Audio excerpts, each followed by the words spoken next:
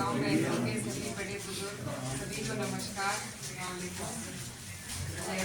आज 6:30 बजे का यहाँ प्रोग्राम था, तो सबसे पहले मैं आप सबसे हाथ जोड़ के माफ़ी मांगना चाहती हूँ कि हमें देर हो गई।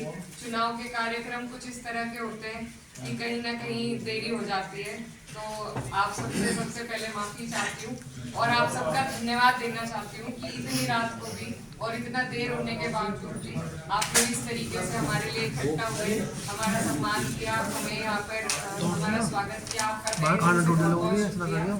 और मैं शुक्रिया देना चाहती हूँ सुशील कुमार जी का, अमन जी, सरोज जी, मोनू कुमार जी, जबल सिंह जी, बबलू कुमार जी और विकास भाई साहब का।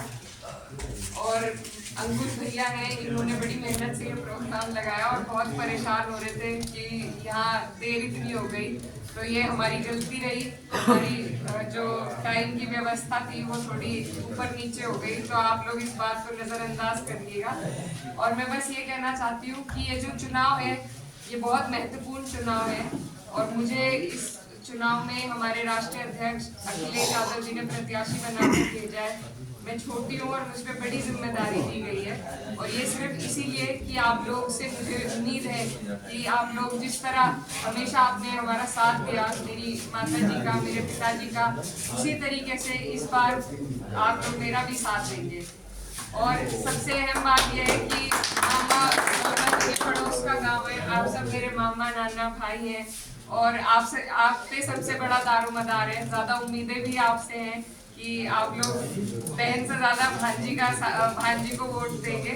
तो मैं बस ये कहना चाहती हूँ कि ये जो चुनाव है बहुत महत्वपूर्ण है, हमारे देश के कानून व्यवस्था को भी बदल सकता है, देश की सरकार को बदलने का चुनाव है। और भाजपा का नारा है 400 पार।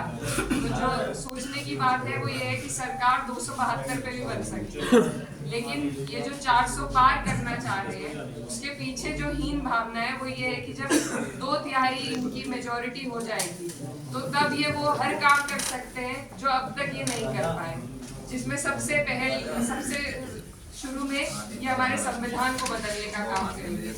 ये जो संविधान है जो बाबा साहब अम्बेडकर साहब ने हमें और आपको सौगात के रूप में दिया था, यही संविधान हमारा सुरक्षा कवच है। इसी संविधान के बलबूते पे आज हम इस देश में सर उठाकर जी सकते हैं। अगर